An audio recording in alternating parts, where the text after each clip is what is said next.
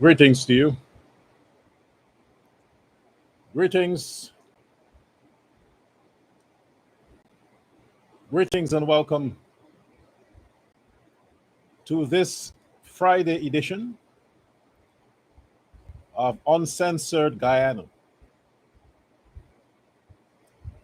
I am Dr. Love Prasad, coming to you live from this location to bring you yet another edition of what's important to Guyanese. You see, I'm not into routines.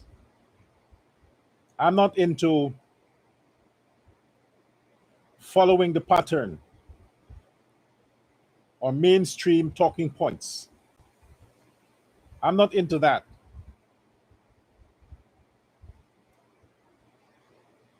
So, because of the fact that I appreciate all the persons who take the time off to join me on a daily basis, as the universe would have us, I must pause to acknowledge your presence on this live and to thank you for being there. So let's acknowledge Safira Hamid, Indira Ramcharan, good afternoon. Ross, good afternoon to you. Paul Gangaram, good afternoon to you. Sheridat Rabindranath, good afternoon to you. Devika Ramrose, good afternoon to you. Sandeep, I always wondered the name Sandeep, is it a male or female? Or is it a last name? What is it really? I mean, is it a boy's name or a girl's name? Or a family name? Let me know, Sandeep. Comment to that. Let me see. Let me know what is it that your name stands for. Male or female? Sandra Sugdio, good afternoon.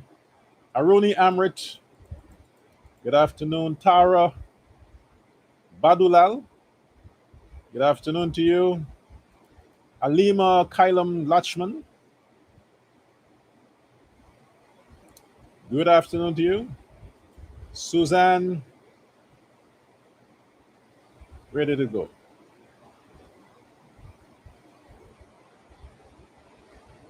Suzanne Haricharan, good afternoon. Savitri Rose, Shalini Bourne,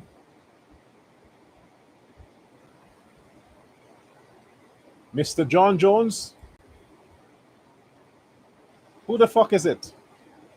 If it's not me, then who is it? What kind of a dumb question is that?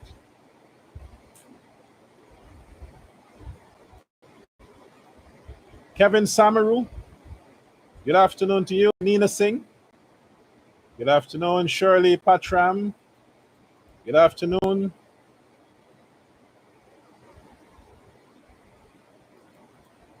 Nadira Ramcharan, Tara Subrayan, Linda, Lalita, Lalta, good afternoon to you. All of you, lovely. My name is whatever I tell you it is. Okay? So whatever I say it is, that's what it is. Now I'm Dr. Love Prasad. So you address me as that. All right? I had intentions to talk about something of importance, to bring to the fore the negotiations that's happening behind transparent doors. I would not say behind closed doors. I would say behind transparent doors. Because they think that all their activities are done in secret. To their disappointment, it's not. Because I know what they are planning. So actually, it's not a secret. So I can't say the discussions that happen behind closed doors. Yes, closed doors, but the doors were transparent enough, not soundproof, and people were able to eavesdrop to hear the conversations that's happening and the plans that are being thought up and signed on to within the factions of the coalition. Oh yes, there is a coalition. We'll get onto that a bit later on. But right now, there is a breaking news. There is a breaking news right now of a woman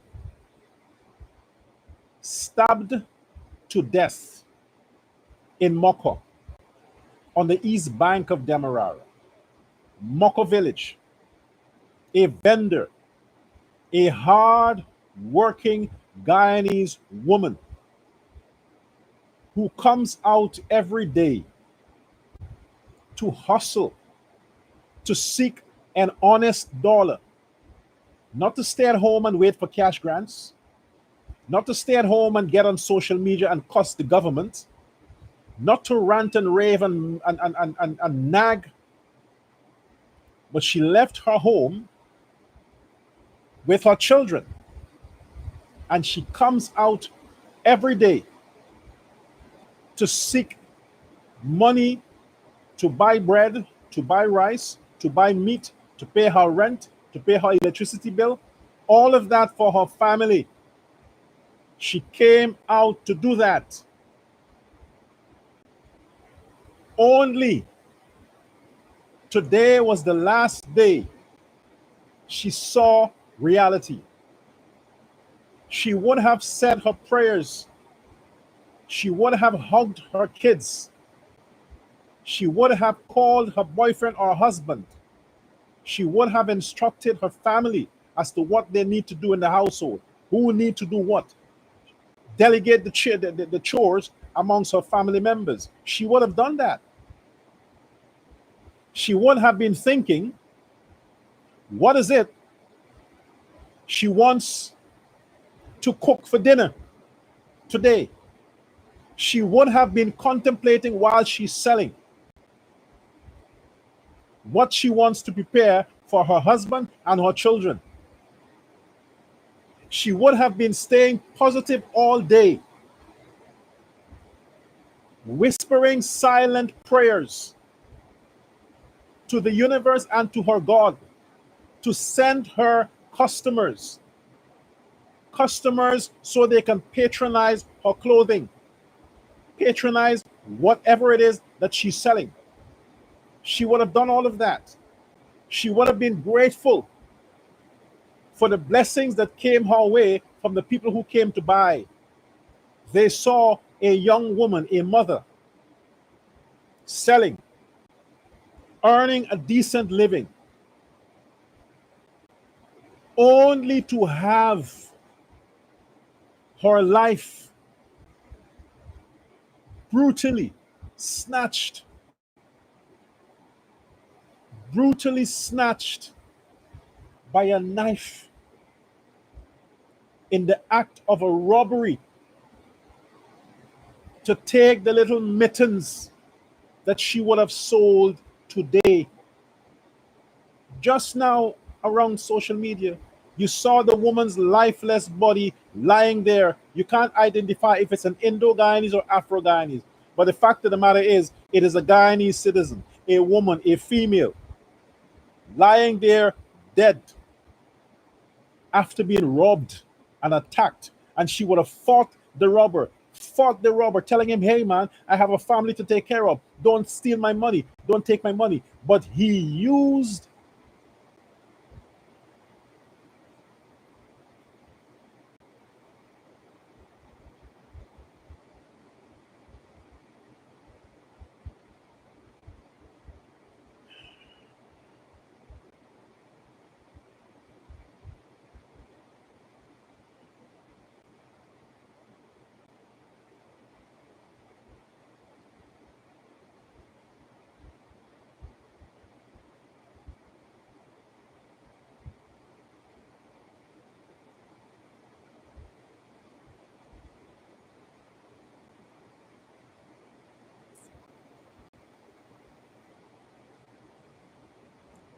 Let us have a moment of silence. Let us have a moment of silence for that mother, that female who just suffered by the hand of a robber. Let's have a moment of silence. I beg of you.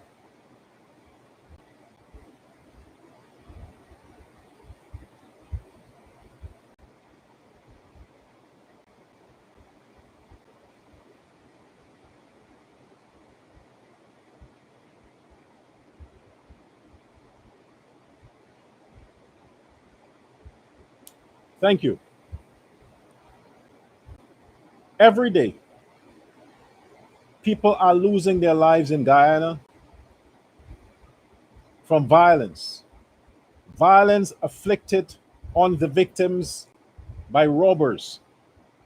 Robbers who have no intention to make a positive contribution to that land, but who sit around and allow themselves to be fed by the filth that continues to come out of the opposition and those who would stop at nothing to undermine Guyana's democracy, those who would stop at nothing to make sure that progress stops, those robbers who cannot and did not and would not take advantage of the many opportunities being offered in the Guyana's development process. You see, a lot of them have this fake pride, as you call it. They are so arrogant and the ego is so shallow, certain jobs is not for them, even though they are not qualified to do anything else. The Bible says if a man don't work, he can't eat.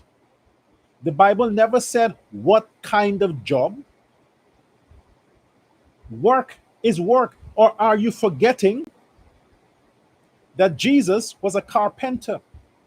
He was into building, construction, masonry, joinery. The Son of God, the King of Kings, used to hammer wood, saw wood, polish wood, sweep the floor. He did all of that for what? For a living. For a living. He did it for a living. Had no idea what his calling would have been like. He just did it. And you now, the followers of this same Jesus, who are raising your kids, you are making them believe that they are too big for certain jobs, and the only option they have is to rob and steal and murder in the process. That's not a job. If the God you prayed to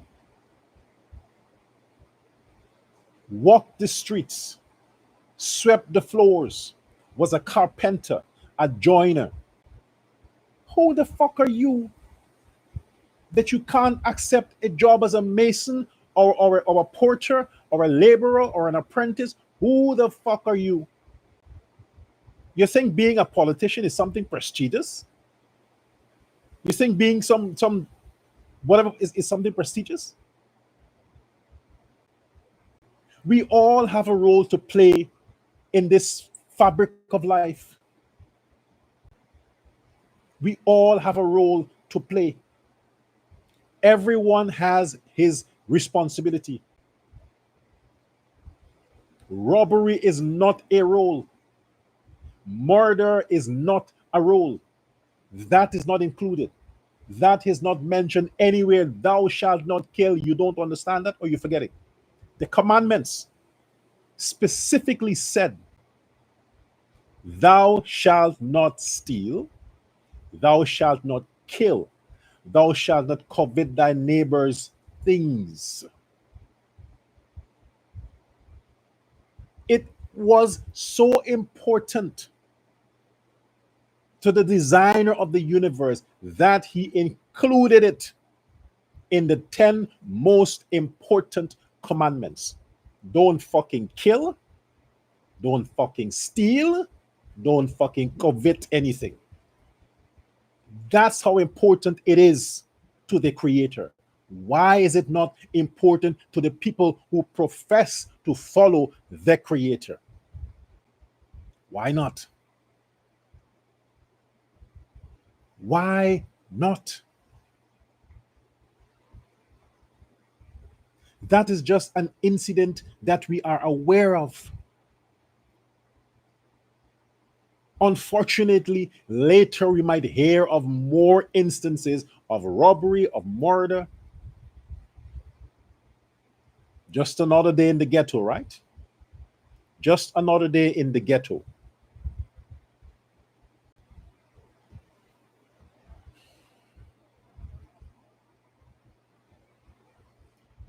To the people who are talking about experience this and experience that, let me say this.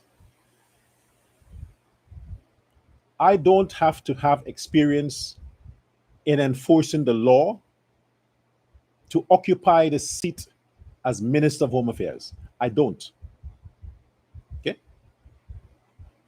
I don't have to be a lawyer, a police, or a military personnel. None of the above. So cut that experience bullshit and put it aside. What I have to have is moral ethics and understand that every human being within Guyana's borders deserves that inalienable right to walk free, talk free, socialize free, go to bed free and safe. That's what I know, and that's all that matters to me. And I understand what is required to guarantee that. Guarantee that. And that is something I can promise the Guyanese people. Because regardless of who is standing now, them slimers and soup drinkers and hustlers who would say whatever they have to say to get some cash, regardless of who would say what manifesto, what plan, which politician has, regardless, all of them had a chance. All of them, including now the Irfan Ali government.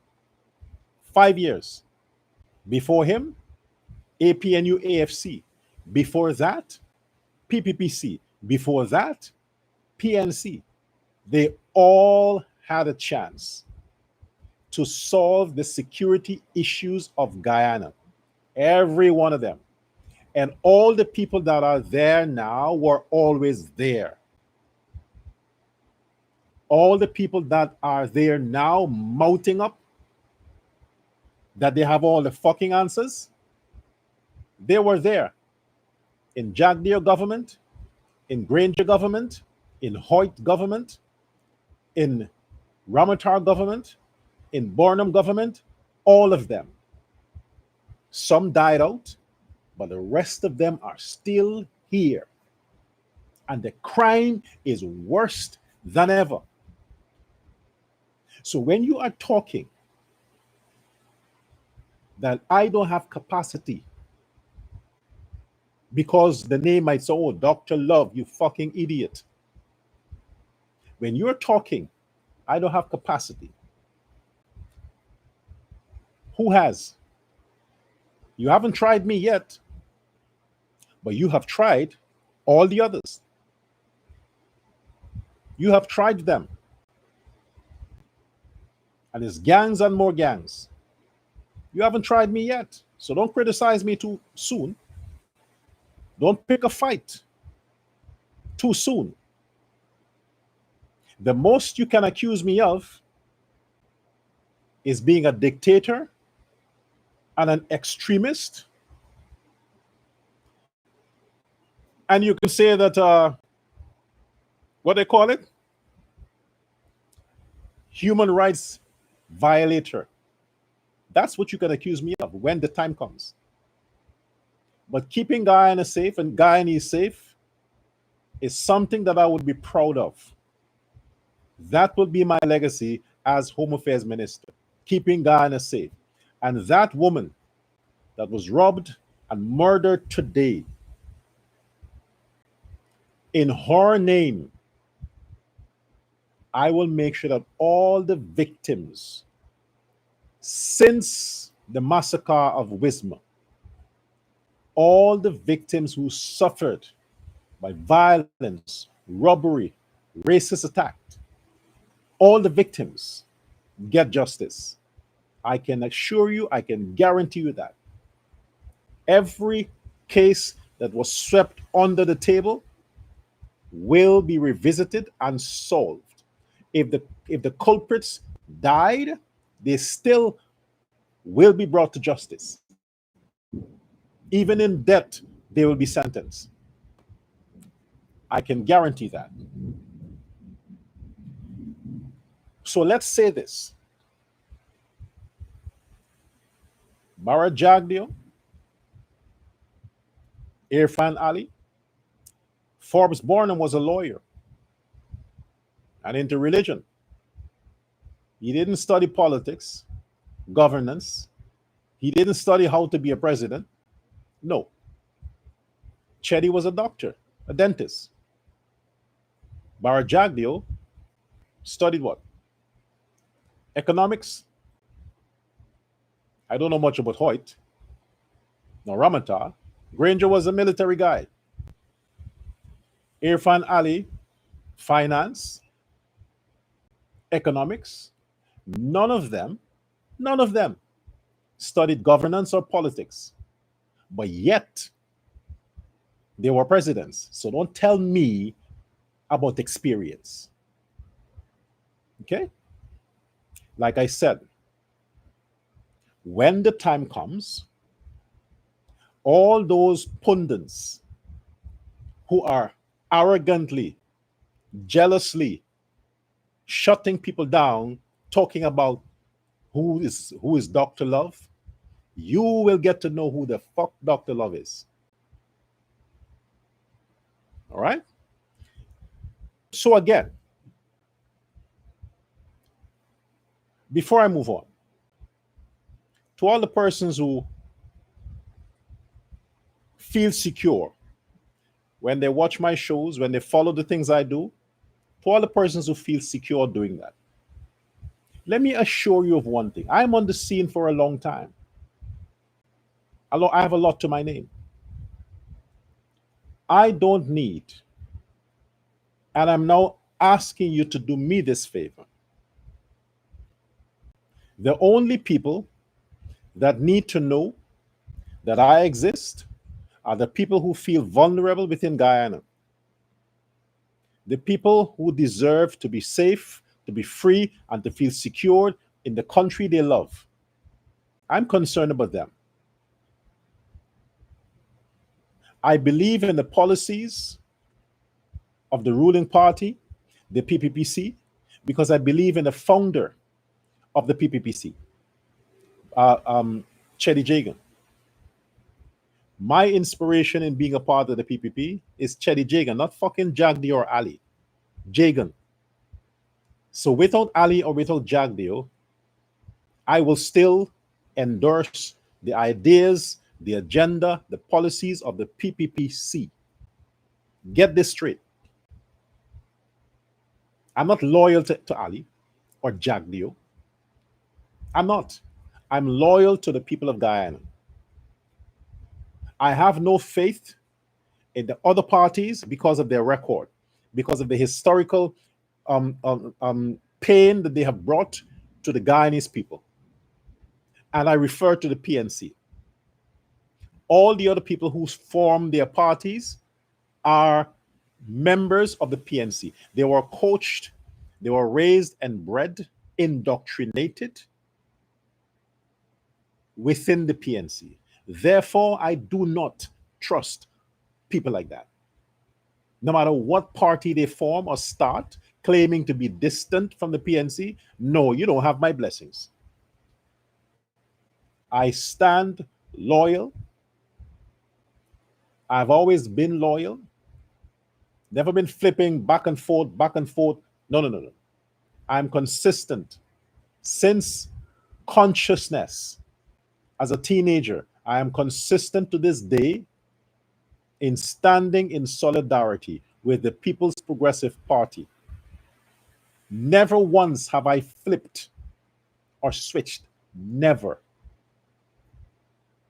I am what you call a loyalist.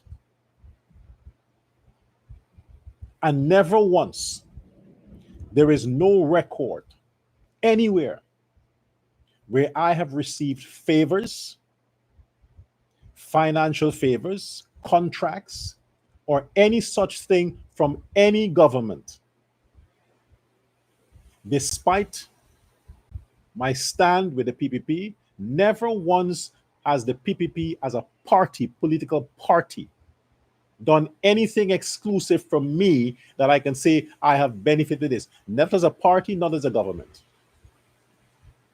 You understand? So I'm not a soup drinker. I'm not a slimer. I don't hang my mouth where it's convenient. I stayed, I stood, I'm standing by the PPP regardless of who is the presidential candidate. Regardless.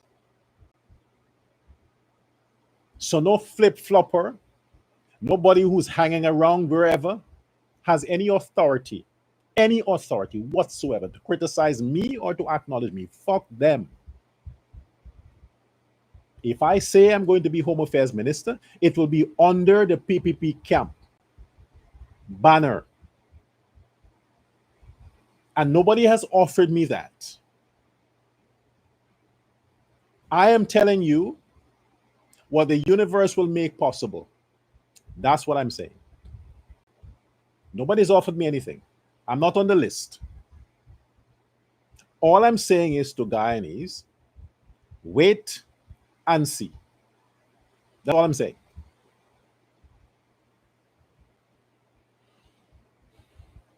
But this injustice, this terrorism, this has to stop. This has to stop. Enough with this technology talk. I think and I believe that from Barrett Jagdeo to Irfan Ali, I believe they have a silent fear for the PNC. A silent fear. In other words, they are afraid of the PNC. Somehow that image of the 60s flashes in their mind, and they are afraid of repeating that scenario if they enforce the rules of engagement. Because all these so-called groups and gangs and black this and phantom this and all these things that somehow appeared in the recent past that solved a lot of crime, the PNC managed to kidnap that situation and hold it over the PPP. Use it at every opportunity to remind Guyanese of a so-called bad time when this used to happen. But have you spoken to the majority of Guyanese and to hear what their opinions were on those situations? No.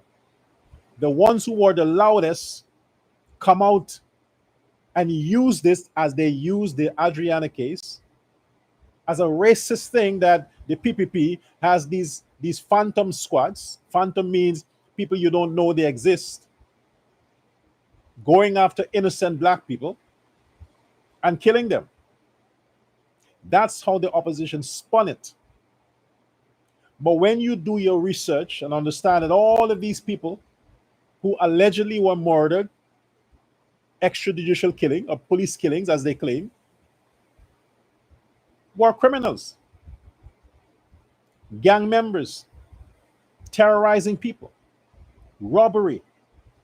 Lots were escapees from wherever.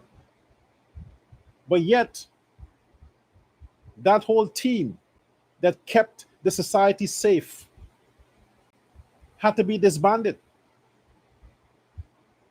And look what happened after that happened. Crime rose again, gangs everywhere. That's what the opposition wants. So they have something to hold over the government's head whenever the PPP party holds the seat of government. They allow crime to escape. Then they say, you see, the PPP can't keep Guyana safe. During the 5 years of the PNC, just Google, and look at the headlines. Every day, look at the headlines out of Guyana within the 5 years of the PNC. Just Google. Nothing changed. And who was the Home Affairs Minister? An Indian, Kemraj. Nothing changed. Now we have from an Indian to a black man, Ben. Nothing changed. Somebody is benefiting politically or financially from the crime situation in Guyana. Somebody is benefiting. No government would sit back and relax and allow this to continue if they know what they have to lose. Somebody is benefiting. This is why this persists.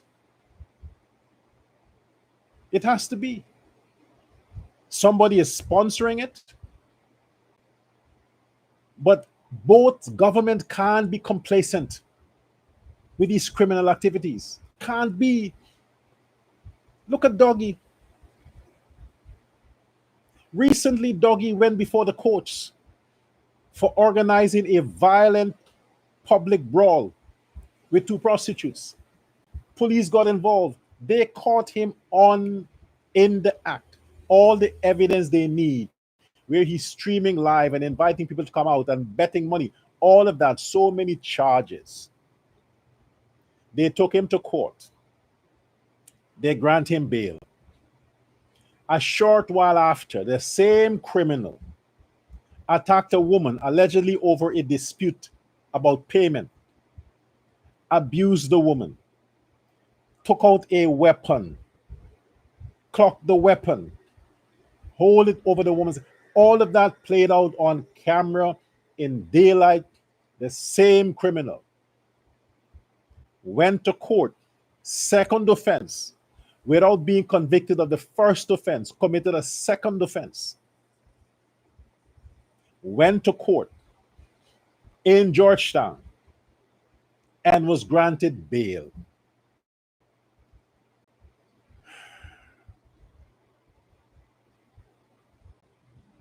Same individual, twice. You have people that steal a sweetie from a shop, get caught by the police, and is remanded to prison without bail. And there you have this guy, this lowlife, this Aubrey Norton's nephew. Such a distaste to society, such a disgrace to society, who spends his time threatening people on social media, calling for violence against people on social media, committed crime twice, and both times set free.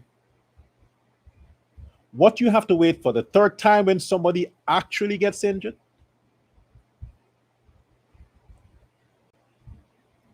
This is what the world is seeing. And this is how they put him. Social media star, Guyanese celebrity. That's how the media is portraying, not the media, a particular media is portraying this guy. A star, this ugly fucker, a star of what? The ghetto? He served the ghetto prince? When you have a weak judicial system with a weak home affairs ministry, this is what you get. This is what you get.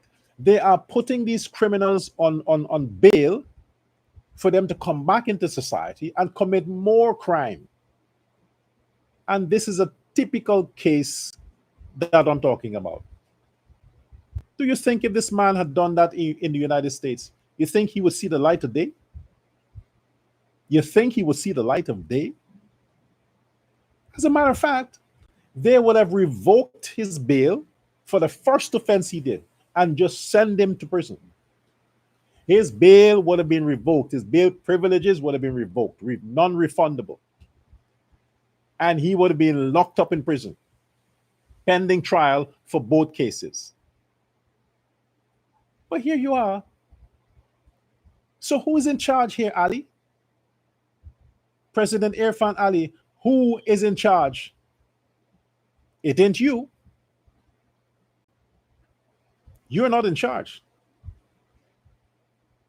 Because your opposition, the man that they're accusing you of going after, Azruddin Muhammad, his second-hand man, who also claimed that he started the party win. Yes, Doggy said that he started win. He came up with the name. It's his idea.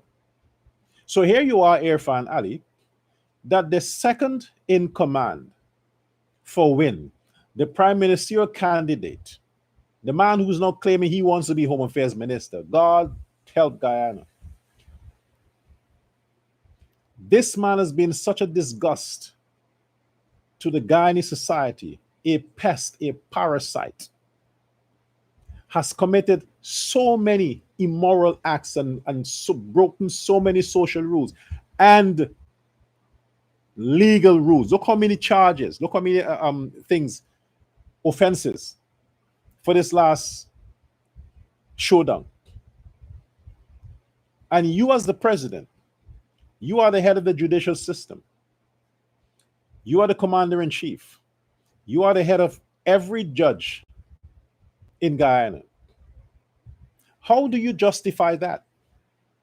How do you go on your campaign trail? And if somebody asks the question to you, sir, President Ali, you know of the case with this Doggy guy who committed a first offense so terrible, people got injured, and was put on bail. Committed a second offense and was put on bail for two offenses. Which country this happens? Google it. Which country a person that is out on bail goes and commit a second offense and is granted bail a second time while the first case is still pending? Which country this shit happens? Which country? What is Guyana? A banana republic? All that money, all that growth, and this is the best you can do? And it's not like this man is prominent. This man is a contributor to society. He's nothing. Nothing. And he secured such privileges? I mean, his boss is fingered in white-collar crime. His boss is fingered in white-collar crime. But this man has committed acts of violence against women. You have a whole program every year, a whole seminar, violence against women. You had a case where the anniversary of a woman who was stabbed 100 times. 100 times she was stabbed a year ago around the same time. Violence against women. All this talk. And this played out in the light of day. In the light of day, on nominations day. The party that you have a problem with, the party that is sanctioned, the cursed party, where you know they are paying people to fake certain impressions. One of the leaders of the party commit this heinous crime against an unarmed woman. And he is out on bail for the second time.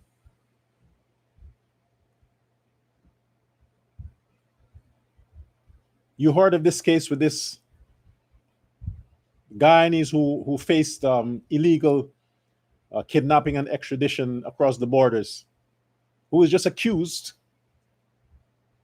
of drugs, and look at what he experienced. Now fighting for his freedom.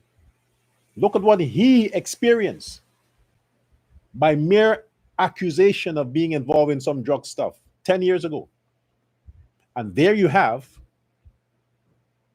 this criminal doggy in the space of a month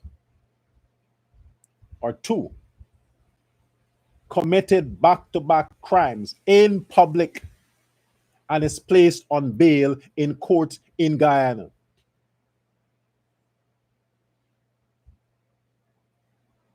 You see why the tears of all these people who were massacred in Wisma, the people who were harassed, taken advantage of in 2020, when they had the buildings burned down in Kitty there.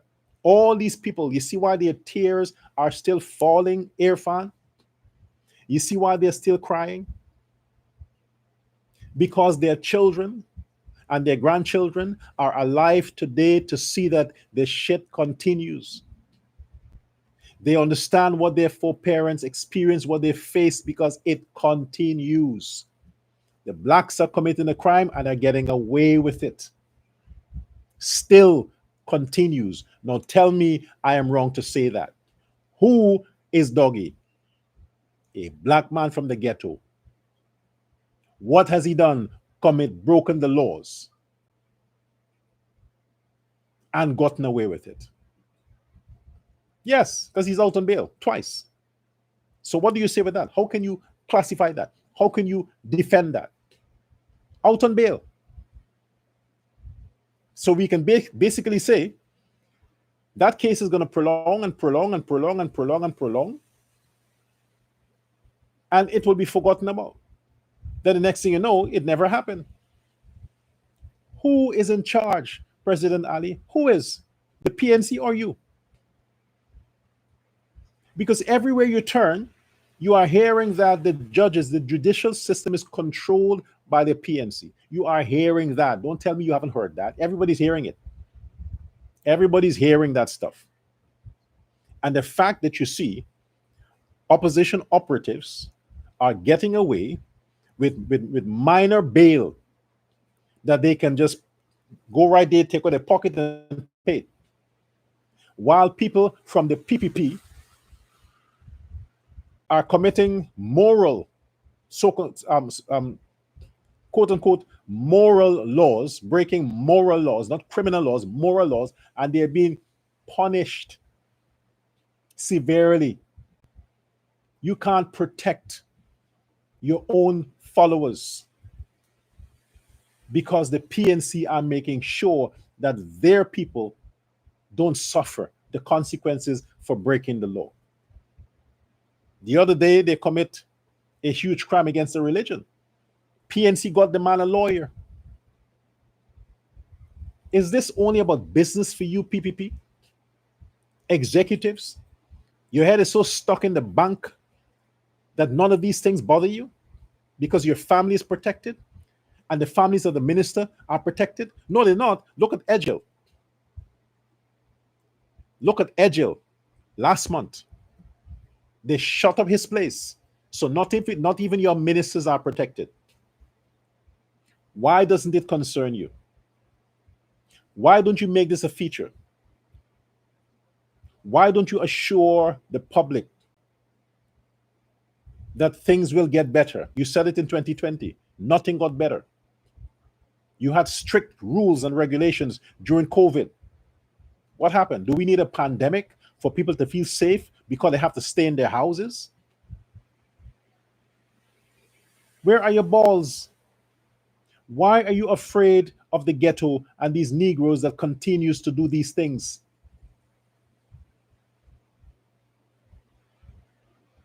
Why are you so afraid of these people?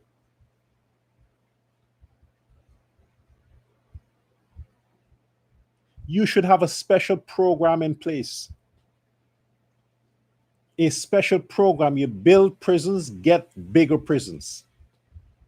You have special departments for drug abusers. All the people who are smoking, all the junkies who think they need to rob and steal to nourish their habits, you have a special prison for them. The people who are abusing, if you drive around and you see a junkie or somebody sits and they're smoking cocaine, they are caught with drugs, why don't you arrest them? Why don't you arrest people like that? They're caught with drugs. They're using the drugs in front of your eye. You're seeing them using the drugs. Why leave them? And when they are finished, they need to find the next quick buck to get more drugs. And in desperation to get their drugs, they would stop and kill and do whatever they have to do to get that thing from that individual, to sell it or pawn it, to get money to buy drugs. Why is it the police cannot take these people when they see them in the act of smoking and whatever? Arrest them. Arrest them. The police know every hole that is selling drugs. The police know every hole where you can find junkies smoking. The police know. Why don't you give the police that open order to randomly round them up? Why don't you do that? Why wait until these people commit crimes then to go look for them? You know what the abuse of drugs will do. They have to steal to support their habits. Why wait until they do these things? Why wait until they kill people? Be proactive. Stop it before it starts. Unless there are police officers who are selling the drugs to the ghetto because they seized it from the streets or they seized it wherever, and they don't burn the drugs as they claim,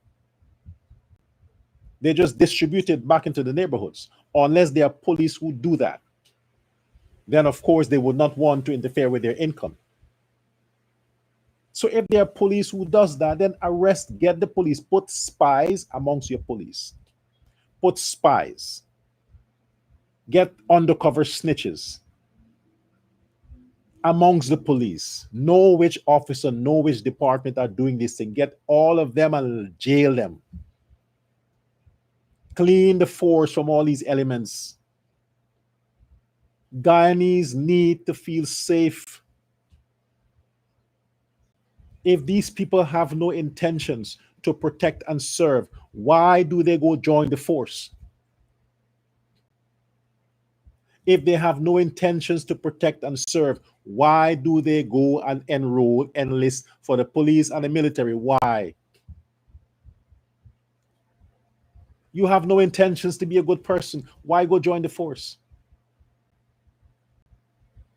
You take an oath to protect and serve, but then you become the criminal as long as when you get the badge.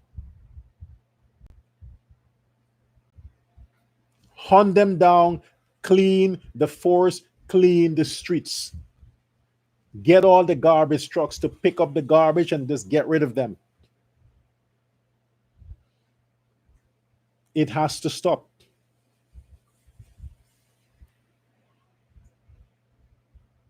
And the people have a right not to trust the government. Because every time there's an election time, crime rises. Crime rises.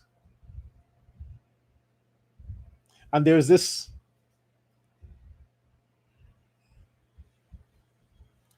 individual.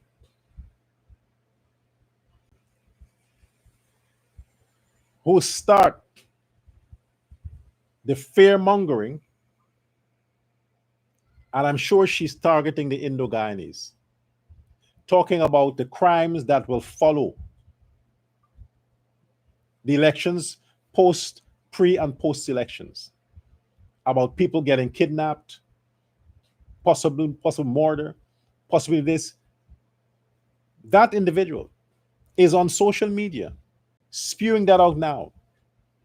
Their followers are low life ghetto operatives. They're telling those people, because the fact that the PPP might rig the election, target Indians. That's what they're telling their followers now. Like this Melly Mel woman. They're spewing this thing out. I really don't understand. How is it they get a platform? How is it that I am talking about them? They are nobody important. Nobody important. But that's what happens when you have a crowd. Even though the crowd is with the wrong set of people, but they are nobody important. But now I'm talking about them. These hideous looking women. You have this woman, this Melly something, telling her audience that she has information that the PPP is going to rig the election. They're not tired of these accusations. If you are saying that the PPP is going to rig the elections, how come you're not sought after? How come GCOM or whoever it is have not forwarded a subpoena for you? Provide the evidence. GCOM, you have to protect the sanctity of the Guyanese democracy when it comes to elections. And if you have these PNC people, all of them talking about the elections would be rigged, if the PPP wins, is because they rigged the elections, they're planning to rig the elections, and violence will come and violence this. How come you're not pursuing these people? When they plant these things in those 1% P brain followers that they have, and the PPP wins by a 10-seat majority, they can just flip the switch and say, hey, you see, we were telling you they're going to rig. So now we have to fight for justice. And their fight for justice isn't talking fight. Their fight for their kind of justice is looting, robbery, burning the stuff down, attacking the Indians, attacking the good Guyanese. That's their idea of fighting. They are building up the ghetto for that. So all the people in the ghetto who have no jobs, who don't intend to work, who never worked, who survive from crumbs falling from the neighbor's plate, they have nothing to do other than wait for a situation so they can go out and wear somebody's shirt and claim they stand for something, when all their lives they stood for nothing. That's what they're waiting for. If we had a good Ministry of Home Affairs and Legal Affairs, even with your 1-seat majority in Parliament, you could have passed comprehensive laws to make sure that you stop these things before they start. Have a judicial oversight committee to investigate judges and their rulings. Find out what their associations are. You just sit back and you get fat from contracts.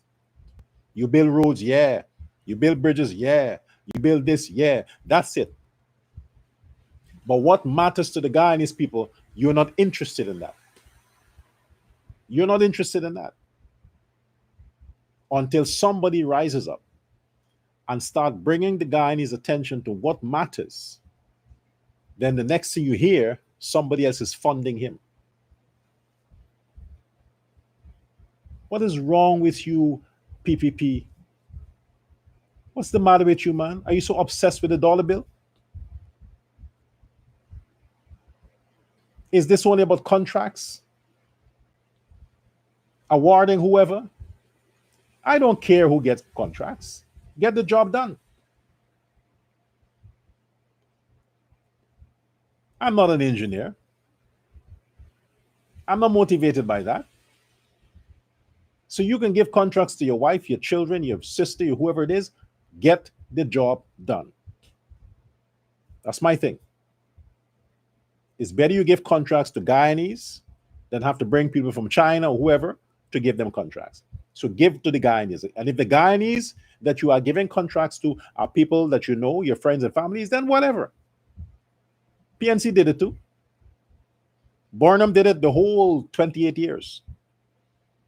Governments do that. They give contracts to their supporters, their financiers, their sponsors. That's what governments do. When they get into government, they have to reward those people who donated to them, who spoke on their behalf, who helped them to win. They all do that. Every country, every government does that. The PPP ain't no different. My concern is if you offer a contract to your brother to build a road and the budget for the road is 100 million and you have 100 years guarantee, then I don't want to see the road damaged after 3 months. I want quality for money.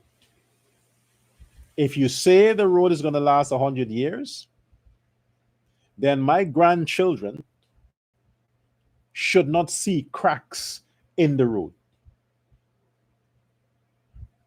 That's my problem. So I don't care who get contracts. Deliver quality service for the money that you're offering. Because every government does it. The PNC did it in their 5 years. They offer contracts to people within the party. Minister's wife had construction company and this company, and it's funneled through. Everybody does it. So don't criticize one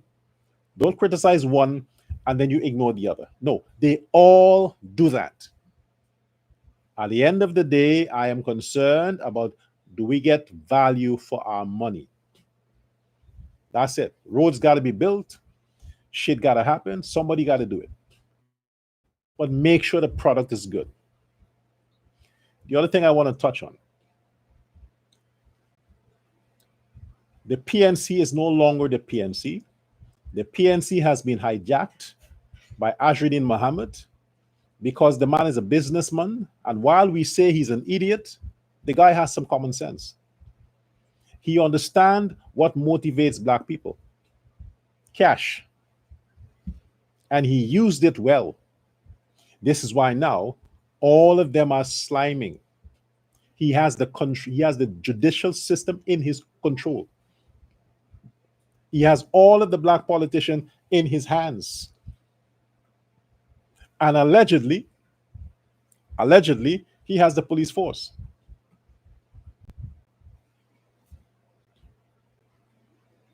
He is smarter than we think. And if this goes through, he will become the opposition leader. And Norton, Hines, and all these other people, they will be a part of Team Muhammad. Not win, Team Muhammad. All of them.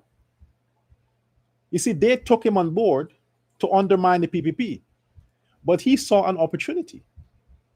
He's like, no, I'm not going against my brothers in the PPP. We hate each other, but at the end of the day, we are all Indians. So I'm not gonna go against them like that. I'll talk. But in my heart, when me and my dad sits and my family sit, they say, hey, don't forget, those people are niggers. Those are Indians. Those are our brothers and sisters. Don't forget that. Plan your thing well, infiltrate the PNC camp, win all those Negroes, And then you will be the opposition, and we have the PPP. So Guyana will no longer be divided. So Azruddin Mohammed will emerge as the leader of the opposition, the coalition opposition. It will not be Aubrey Norton or none of the others because they're not that smart. The businessman is smarter. The fact that they can sustain their billion dollar enterprise for all this time, they gotta be good. It's the foolish, cheap Afro hustlers that would sell their soul for a few dollars more, the way they sell their ancestral land. Black people like to sell stuff. Now they're selling all their rights. They're selling their rights to this Muhammad guy. Because you have Nigel Hughes on one hand saying the government should sponsor the election monitors for all the polling stations because the political parties can't sponsor that, can't pay. Yeah, they can pay. They can pay because they have Muhammad. Muhammad is going to finance the monitoring of the opposition party members in the 2000 plus polling station. He is going to finance it. But he's not going to do that. They have to ask him to pay their people to monitor the elections nationwide. And since they don't have the money or the funding, the billionaire is going to do it. Because the government wouldn't do it. You contest as a party, you should have your fundraiser, you should have your funding to fund your people to go and monitor your candidates throughout the regions. The government didn't tell you to come and start a political party. You have to do it on your own. And since these Negroes, all the money they stole during their time in office, they're broke now. They can't afford to fund themselves. The Indian guy who saved his money, all the tax money that he stole or robbed, that's the money he's going to fund PNC, AFC, and all these other people. He's going to fund their representatives throughout the country. How can they tell him that he can't be the leader of the opposition when his money is making their dreams come true? Get the point? Team Muhammad, all of them. So now we have the PPPC and Team Muhammad. They're all on the we invest in Negroes. All of them are controlled by the billionaires. Police wasted their time to go arrest him for conspiracy to whatever this woman. Wasted their time. They should have known it's a waste of time. No charges. Walk free. They should have known that. Their hierarchy, their bosses are controlled by the PNC. The PNC is controlled by Muhammad. How the heck can you arrest that guy? He owns your bosses. He's a free man. And eventually he's going to get in the parliament. He will get in the parliament and the whole country would be sanctioned because of a stupid government we have now. The stupid government we have now will make all that happen. Because they had enough time to put systems in place to make sure that this shit don't happen. They also are afraid of Muhammad, Jagdeo and Ali. They're also afraid of him. Because they control the agencies. They control the entire system. But they cannot give their people immunity to do their jobs. So the billionaire gets a free pass. He gets a free pass. And the people who are suffering are the voters who continue to put their trust in the politicians that doesn't serve them. And on that note, AFC, I understand the blackout situation. The blackout in Guyana is ridiculous. It is. Since I'm a kid, I know about that. In time, the blackout was prevalent. In Hoyt's time, same. In Janet time, same. In Jaglio time, same. Now in Ali time, same. In PNC 2015, 2020, same. Nothing has changed. Nothing has changed. So for all these years, all the successive governments in Guyana have demonstrated their inability to manage the electricity system and to deliver efficient electrical services to the country. All of them have shown their incompetence to do that. It's not just one, all of them. Every government that has come and left demonstrated they cannot deliver efficient electricity to Guyanese. All the things they tried, new generators, old generators, now they shipped, and still the problem has not been solved. Why? Because you have the same people, you're just recycling the same kind of people to manage GPL. You change the name from GEC to GPL, but it's the same people in place every time. So I think if the rumors, are correct about the government privatizing the GPL, if that is correct, I will support it. I'm in for that. Privatize it. If the public sector can't manage it, give it to private investors. Let a private energy company come in and do the upgrade, put their people, and give efficient electricity services to Guyanese. Then the government can subsidize the rates so that the people don't suffer high bills. Privatize it. Because it's too long. It's too long punishing the people every day and for hours. In 2025, you have blackout, the country with the most blackout.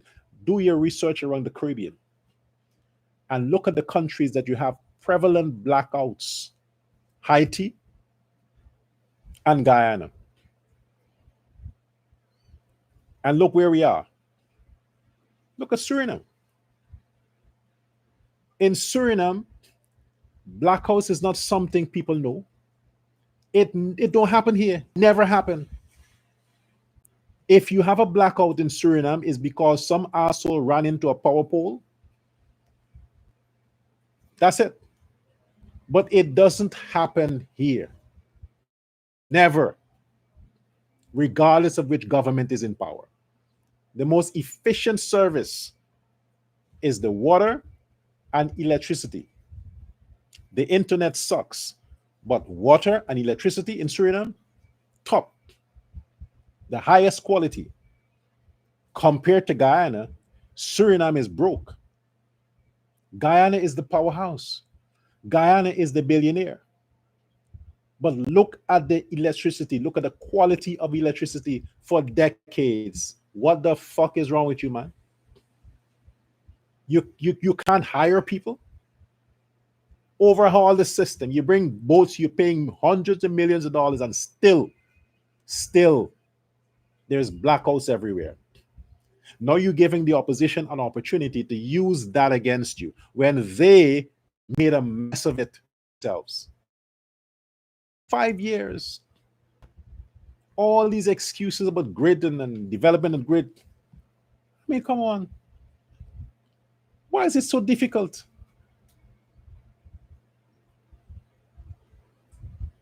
Why is it so difficult to solve that problem? It's not now. It's not the last 10 years or 20 years. Blackouts is an issue forever. No government seemed to be able to solve it. You should have privatized it years ago. Years ago, you should have privatized it. And if the privatization did not help, then you take it back. But people are getting rich from the abuse of delivering adequate power to the Guyanese people. People are getting rich from the abuse of it. And this is not just a PPP problem. In PNC governments, it's the same thing. There are people who are collecting monies for not delivering proper services in the electricity sector in Guyana. Why can't you solve the problem? What are you, Haiti?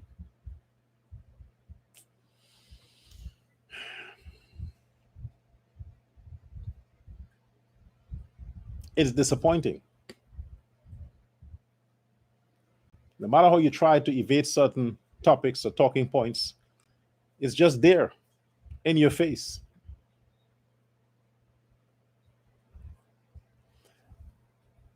But because of the lack of security in the country, you should have had more efficient electricity. When the place is in blackout, criminals are empowered. They get Christmas. Criminals like the dark, they love the blackouts. Keep the country safe. Provide adequate electricity.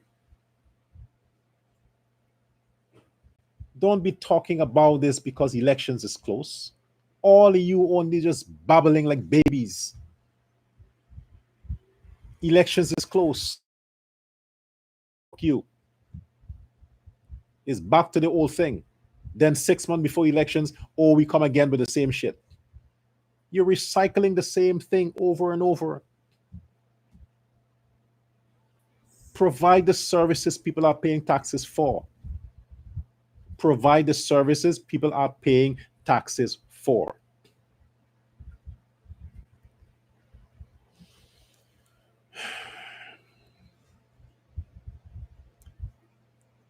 Well, I think I'll read some of your chat.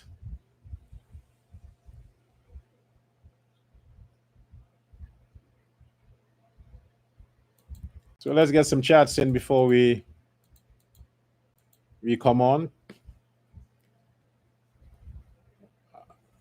This Mr. John channel came back with another name and has the same talking points. So John Jones, I think I have to block you again.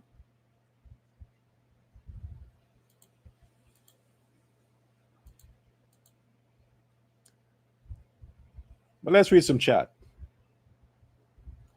Okay, we have from Devika says, okay, that's true. Oh boy, who's Skello? Radhika Farsi says, Dr. Love, your explanation, making them cussing you out. They not want to hear the truth. I don't mind who cuss me out. I don't mind. Like I said before, the ones who are saying what they're saying, they know who their sponsors are. I don't have sponsors. My sponsors are the viewer. And speaking of which, if your donations are not above $100, please keep it. Not above $100, please keep it. All right? I don't want poor people to feel that they are obligated to. If it's not above 100, don't send anything. Don't bother. Either way, I'll do my job. Either way, your donations or no donation, it doesn't matter to me. I'll still do what I have to do. Okay, but if it's not above, I'm asking you to keep it. Okay. Annalisa says transparency should be a must in any government, of course. Aruni says agreed.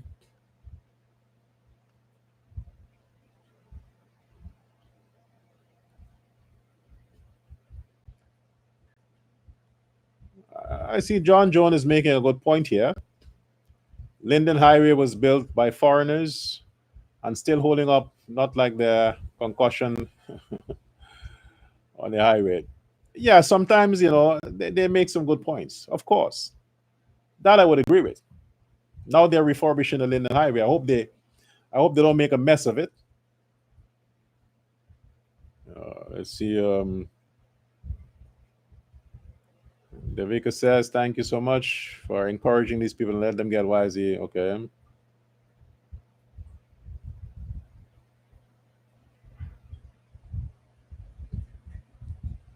No, no, Adam Prasad. I'm not blocking people because they have a different view. I welcome variant views. I welcome that. My thing is when I have to block somebody is when they're making it personal, as if they know me. When you're personally trying to attack me, even though you're faking whatever you're saying, I need to let you understand. Keep it clean. You don't know me to attack me. Don't fabricate stuff. All the things I'm saying are things that are in the public's sphere when it comes to these politicians. You think if I see Aubrey Norton um, down on the ground, I would walk by and leave? No, no, no, no, no. I would pick him up and carry him on my shoulder. That's another human. If I see any of the people that are running for offices in a position where they need help, I'm going to reach out and help them. My position on my political views is doesn't mean I hate these people. Of course not. Greet them in public, I will hug them in public because it is not about that. My issues on policies. So it's not personal with no one. But if you the on my platform, then I will block you. Personal on somebody else's platform. You can cost me on somebody else's platform. On my platform. That's disrespect. All right. Anyway, have a good Friday. I'll see you again next time.